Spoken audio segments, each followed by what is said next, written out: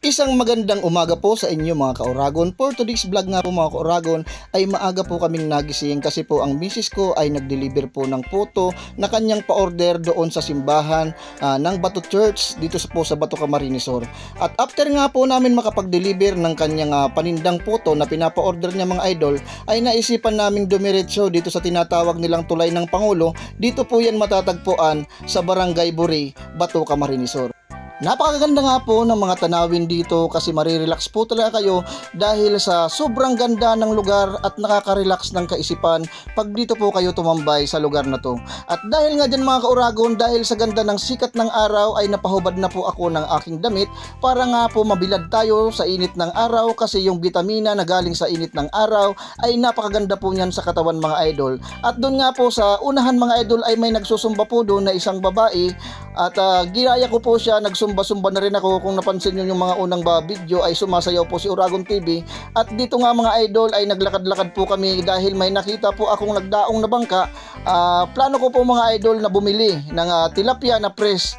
Kaya lang mga idol, di ko pa sigurado kung mayroon tayong makikitang tilapia doon mga idol. At dito nga po sa tulay nito mga idol, napakaganda po ng lugar na to para makapagpa-picture, silip-silip kayo sa mga tanawin, napaka-presko ng hangin. At yun nga po mga idol, may nakakita sa amin na isang follower at napaikot po kayo mga idol. Siyempre naman mga idol kasi gusto daw magpa-picture mga idol, kaya inikutan po namin mga idol. Ayan, binalikan po namin si ate mga idol at binigyan din po namin siya ng sticker mga idol. Dahil nga isa po siyang followers ng Uragon TV mga idol, hindi po natin yan palalampasin mga idol. Hindi tayo pwede maging snob mga idol kasi napakababait ng ating mga followers. At yun na nga mga idol, ay dumiretso na nga po kami doon sa pupuntahan namin na Riverside, kabilang side ng tinatawag nilang Tulay ng Pangulo.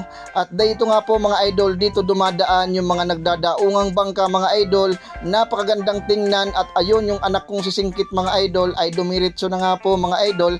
Bali naglalakad-lakad nga lang po kami dyan mga idol at si Bisis naman po yung nagbibideo sa amin mga idol. Yan, silip-silip po kami mga idol kung may dadaong na bangka mga idol kasi ang tanawin po dito mga idol ay nakaka-relax talaga mga idol. Kung mayroon po kayong mga iniisip sa buhay, try nyo pong pumunta dito sa lugar na ito mga idol at sigurado mga idol marirelax kayo dito mga idol. Sana nga po mga idol ay ma-develop pa itong lugar na ito dahil napakaganda po ng place dito po sa Tulay ng Pangulo mga idol. Bali in progress pa po ito mga idol kasi kung napapansin nyo naman mga idol, may mga equipment pa yan dyan sa baba mga idol. Mayroon pa dyan mga idol na materials na gagawin nila para dito ma-develop itong lugar na ito kasi napakaganda nga po dito mga idol. Kung gusto nyo magkape sa umaga mga idol ay napakaganda po dito mga idol. Baon lang po kayo ng kape tapos mainit na tubig.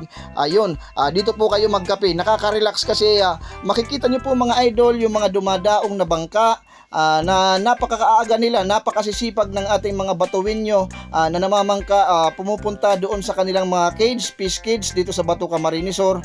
At sana nga po mga idol ay matulungan din natin itong mga mangingisda dito na mabigyan din sila ng magandang hanap buhay dito sa lugar na to mga idol kasi pwede dito mga idol lagyan ng market kasi pag marami na pong mga taong pumupunta dito sa lugar na to mga idol ay pwede na po ditong lagyan ng talipapa mga idol kasi yung mga magja-jogging dito sa lugar na to after nila mag-jogging, pwede sila mga snack dyan kung may parisan dyan, may gutuhan dyan, may pansitan dyan mga idol, may luglugan dyan. After mag-jogging mga idol, sana may makaisip na maglagay dito ng kainan mga idol kasi napakaganda po ng area na to mga idol. At sana din po mga idol ay mailawan din ito paggabi kasi napakaganda dito mga idol. Napakasarap tambayan dito mga idol at sana malagyan din ito ng PNP office dito, yung PNP outpost para safe na rin po itong lugar dito mga idol. Yan, sana po ma-develop pa itong lugar na to. At yan nga po mga idol, silip-silip si Uragon TV, hanap po kami kung may dadaong na isda dahil nga po nung nakaraan ay may chimpo po kami na dumaong dito na may mga isda pong dala mga idol. Napakamura nung bigay nila, binigay lang po sa amin ng 80 pesos per kilo mga idol. Kung nandun na po sa palengke mga idol ay nasa 140 na po yan mga idol.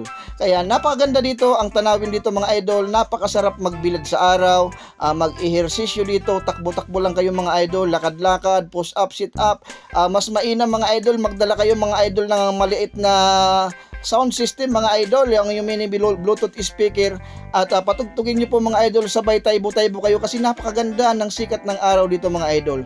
Kuhang-kuha nyo yung lahat ng bitamina na galing sa sikat ng araw, ay talagang ma-absorb ng katawan mo mga idol kasi napakainit, bilad na bilad ka po dito sa init mga idol. Yan, wag ka nga lang po magtatagal dito kung magbibilad po kayo ng init. Tsimpo nyo lang na hanggang alas 10 lang po kayo ng umaga. Kasi doon nga po mga idol, pag sumobra dyan ay napakainit na mga idol, hindi na yun bitamina, kundi iitim ka na mga idol. At yun, may dumaong na bangka. At yun, tiningnan ko, inobserbahan ko kung may dalang isda. So nabigo tayo mga idol, wala siyang dalang isda mga idol. Yan, silip-silip muna kami sa paligid mga idol, tingin-tingin muna, talagang napakaaliwalas sa mata pag dito ka nga po mga idol tumambay sa lugar na ito. Kaya yung mga hindi pa po nakapunta dito, na mga kapwa ko rinconada, try nyo po pumasyal dito sa Tulay ng Pangulo, dito po yan sa Barangay Buri, Bato, Camarines Sur. At yan nga po mga idol, pauwi na po kami dyan mga idol. At sana nga po mga idol ay mapunduhan pa itong area dito kasi hindi pa masyadong tapos yung ginagawang kalsada dito mga idol. At yun lamang po, nagtatapos ang aking vlog mga idol. Magandang buhay po sa inyo lahat mga kauragon.